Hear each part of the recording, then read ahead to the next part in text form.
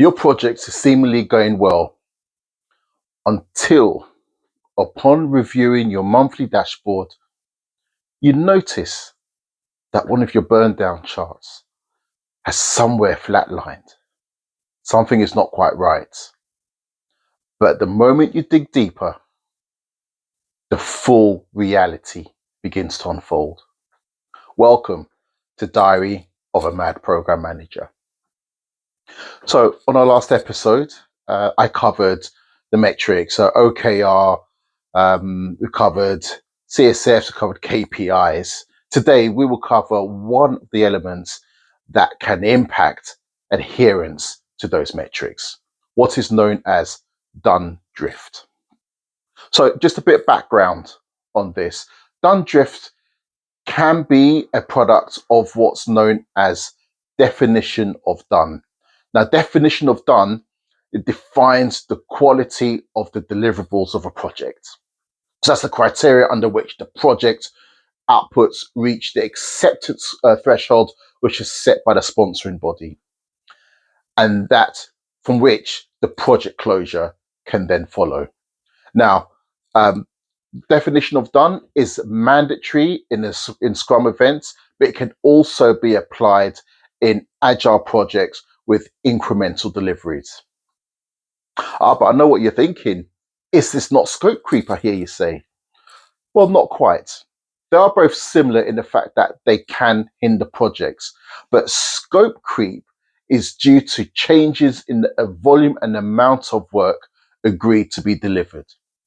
Now, done drift, this is where the quality criteria is tweaked, amended, but it's done in small and often unnoticeable increments until it's too late. So over time, and often masked by your regular everyday project activity, all of a sudden your project seems never ending. Teams eventually become disenfranchised, demoralized. Everyone is still working, but the project is actually going nowhere. So, how to manage done drift? 4 key points here. Number one, examine the current state. So, as a PM, you would usually review the status of your projects and you do it frequently. This is where you'll see the first signs of this. It could be revealed in a slight process change. Number two, construct a solution. So this is where you'll have to explore and create alternative courses of action for what you've spotted in that deviation in the process. Now, this could be done through using a brainstorming technique amongst your cross-functional team. Once you come up with one or two solutions, you could demo these to some of your stakeholders just to get their input, their buy-in, and their feedback. So doing this, you will now start to unravel certain key obstacles, which leads us to point number 3, addressing the obstacles.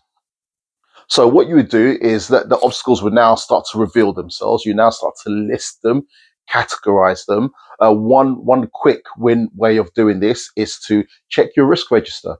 No doubt there will be some obstacles that will probably capture that project kickoff and throughout that process.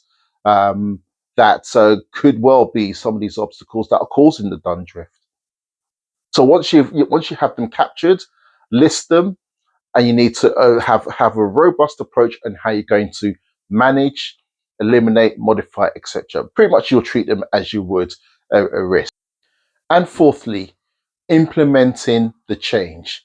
Have clarity on the change and guiding it to its outcomes. Then you roll it out in a production environment. And once these changes are visible, you collect and analyze the data to ensure that the changes stick and are effective. So I'll give an example from a post M&A integration project I worked on a few years ago. So the scope was defined to migrate all the customers of the legacy platform on products. And as the project progressed, some products were added, some were removed. It was a bit chaotic, in short. that there wasn't the correct governance to ensure, or impact analysis, just to ensure that these changes fitted the narrative, fitted the scope, and the done criteria, definition of done criteria.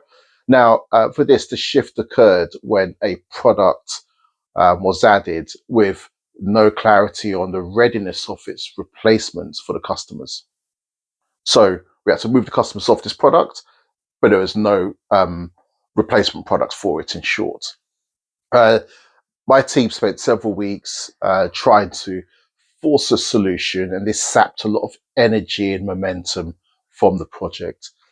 A eureka moment I had was we had to perform the above steps, and we had to slow the project down. And that was something that I was afraid to do because we were under pressure to deliver that project, and slowing it down just did not seem the right thing to do at the time. But we realized that we had to do it in order to address the drift.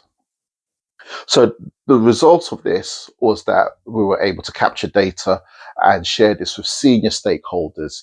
And as a result of that, the stakeholders agreed along with executive leadership, that the product subset that was enforced on us was now kept firmly out of the definition of done criteria. So, how do you know whether you've got drift in your current projects? Are any of your projects in a drift state at the moment? And where have you mistaken drift for scope creep, and vice versa? We'd certainly love to hear from you. Please do comment, like, and subscribe as always. Thank you so much for watching, and see you on the next episode of Diary of a Mad Program Manager. Ciao.